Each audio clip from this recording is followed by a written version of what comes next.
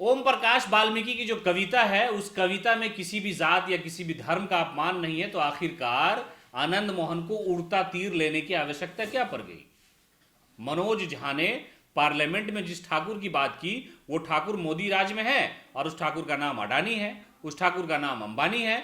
लेकिन जो आनंद मोहन है, उन्हें उड़ता तीर लेने की आवश्यकता नहीं थी। क्यों उन्होंने इसे जात से जोड़ दिया? क्यों इन्होंने एक विशेष समुदाय से जोड़ने की कोशिश की? यह ऐसा ही है जैसे लोग कहते हैं कि उड़ता तीर लेकर के जो है अपने आप की जान को खतरे में डालना है। यह कहा है पप्पू यादव ने।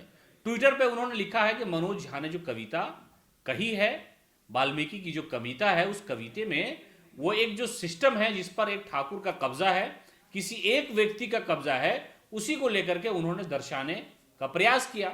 और मौजूदा समय में जो मोदी हुकूमत है उसमें भी ठाकुर हैं, और वो दो ठाकुर हैं, यानी अंबानी और अडानी, ये दोनों मौजूदा वक्त के ठाकुर हैं, इसलिए कि सब कुछ उनके ही कंट्रोल में है। तो आखिरकार अगर मनोज झा ने ये कविता पढ़ी, तो उस कविता को लेकर के आनंद मोहन को क्या आवश्यकता थी एतराज करने की? इसलिए कि उसमें तो किसी जात के बारे में है नहीं। किसी मामले को लेकर के अपनी तरफ ले लेना, मोड़ देना और उसे सियासी रुख दे देना, ये कहीं से भी सही नहीं है। ये कहा है जन अधिकार पार्टी के सुप्रीमो पूर्व सांसद पप्पू यादव ने। पप्पू यादव और आनंद मोहन के बाहुबल की जो आपस में लड़ाई है, जो टकराव है, उससे हर शख्स वाकिफ है। पार्लियामेंट का वो भाषण आपको याद होगा जब पप्पू यादव ने आनंद मोहन के भाषण के दौरान एक टिप्पणी की थी, तो उस वक्त उन्होंने कहा था कि पप्पू चुप रहो, हम और तुम जो है वो वहां फड़िया लेंगे। यानी पप्पू यादव अपने आप में एक बाहुबली नेता माने जाते हैं और आनंद मोहन भी अपने आप में एक बाहुबली नेता अपने आप को तस्लीम करते हैं। हालांकि जी कृष्णैया हत्याकांड मामले में उन्हें एक तरह से समझ जाइए कि बिहार सरकार ने राहत देते हुए जेल से निकलवा दिया, तो आनंद मोहन पर भी, पप्पू यादव पर भी इल्जाम लगा था और वो जेल में भी कई साल रहे और उसके बाद वो बिल्कुल साफ सुथरे होकर के अदालत ने उन्हें बाहर कर दिया। तो कुल मिलाकर के अब टकराव जो है पप्पू यादव और आनंद मोहन के बीच भी हो गया है।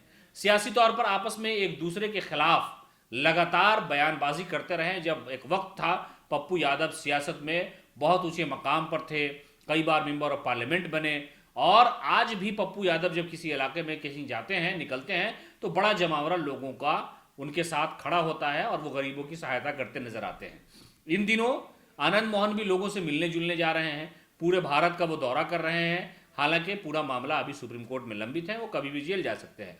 लेकिन जैसे ही इस पूरे मामले को लेकर के बयान आया, राज्यसभा सांसद ने जब पार्लियामेंट में वो कविता पढ़ी और कविता पढ़ने के एक हफ्ते के बाद जब विवाद शुरू हो गया, तो सब लोगों ने टिप्पणी करनी शुरू कर दी। आरजेडी ने कहा कि मनोज झा जी ने जो कहा है वो बिल्कुल सही कहा है, इसमें कहीं से कोई दो राय नहीं है। उसके बाद आनंद मोहन जो है और ज्यादा गुस्सा हो गए और उन्होंने कई तरह का बयान देना शुरू कर दिया।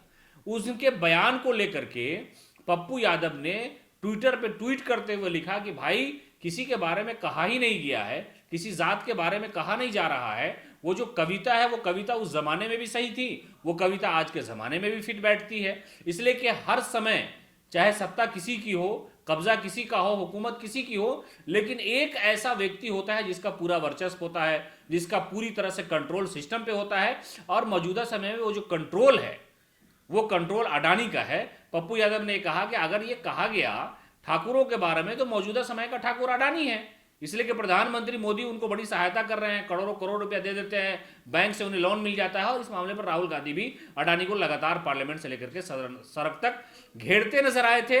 तो पप्पू यादव ने कहा कि जिस ठाकुर के बारे में कहा जा रहा है उसको बुरा नहीं लग रहा है, लेकिन आपने उड़ता तीर अपने आप को क्यों ले लिया?